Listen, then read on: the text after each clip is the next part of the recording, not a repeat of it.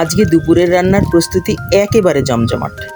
অল্প খাসির মাংস দিয়ে মুগ ডাল আর আলুর রান্না, কাঁচা কলা দিয়ে রুই মাছ, আর সঙ্গে থাকছে ফ্রোজেন সজিনা ফুল ভাজা।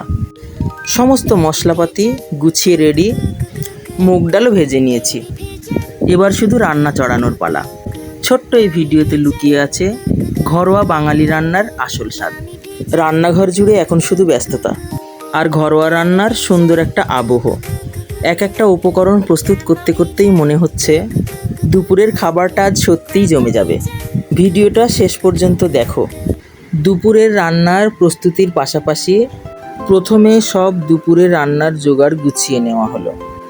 এরপর আমি পরের দিনের সকালের নাস্তার জন্য কিছু কাজ আগেই করে রাখলাম, যেমন খাসির মাংস আর মুগ ডাল এবং আলু একসঙ্গে রান্না করে রাখবো, যাতে সকালে শুধু গরম করলেই হয়ে যায়। নাস্তার সময় এটা রুটি বা পরোটার সঙ্গে খাওয়া যাবে। এখন শুধু দেখাবো কিভাবে মুগ ডাল দিয়ে খাসির মাংস রান্না করা হয়। মাংস ধুয়ে পরিষ্কার করা, মশলা প্রস্তুত আর মুগ ডাল ভেজে নেওয়া সব প্রস্তুত। এখন চলে যাচ্ছি রান্নার কাছে। চুলা জ্বালিয়ে কড়াই বসালাম। কড়াই গরম হলে মুগ ডাল ভেজে নিলাম। মুগ ডাল ভেজে নিয়ে পানি দিয়ে ধুয়ে পরিষ্কার করে পানি ঝরিয়ে রেখে দিলাম। এবারে কড়াই গরম হলে কড়াইয়ে দিয়ে দিলাম সরিষার তেল।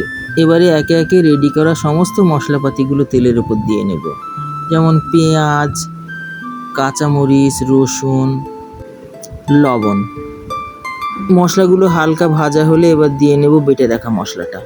বেটে রাখা মশলায় আছে আদা, রসুন, গরম মশলা এবং মাংসের মিক্সড মশলা। এবারে দেওয়া হচ্ছে পরিমাণ মতো হলুদ। সমস্ত মশলা ভালোভাবে কষিয়ে তেল ছাড়লে দিয়ে নেওয়া হলো খাসির মাংস। এবারে মাংসটা ঢেকে ঢেকে ভালোভাবে কষিয়ে নেওয়া হচ্ছে।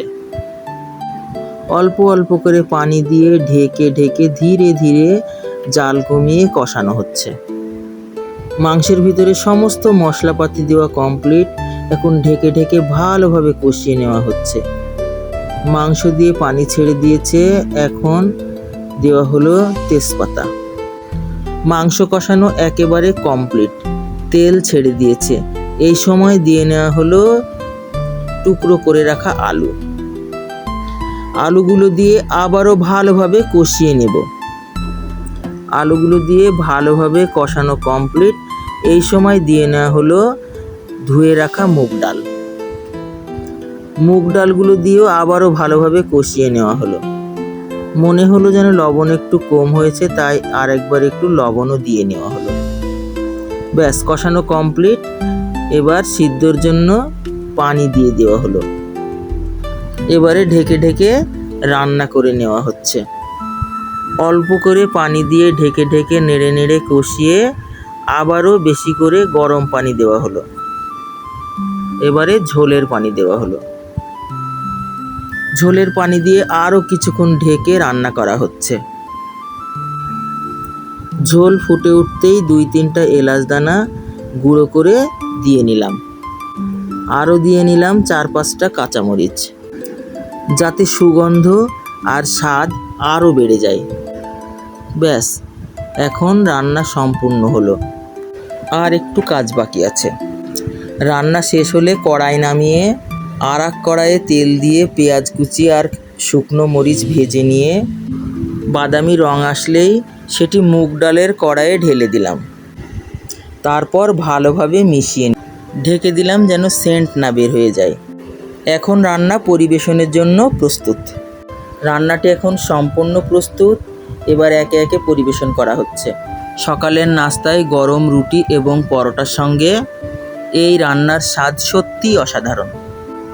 মাংস, মুগ ডাল আর আলু দিয়ে তৈরি এই ঘরোয়া রান্নাটি খুবই সহজ, কিন্তু স্বাদে একেবারে অসাধারণ।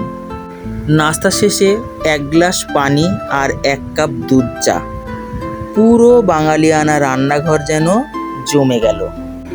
রান্নাটি ভালো লাগলে চ্যানেলটি সাবস্ক্রাইব করে পাশে থাকুন। লাইক ও কমেন্ট করতে ভুলো না বন্ধুরা। আর কেমন লাগলো জানাতে একদম ভুলবে না। এভাবেই আজকের রান্না ও নাস্তার আয়োজন শেষ হলো। ধন্যবাদ সবাইকে। আল্লাহ হাফেজ।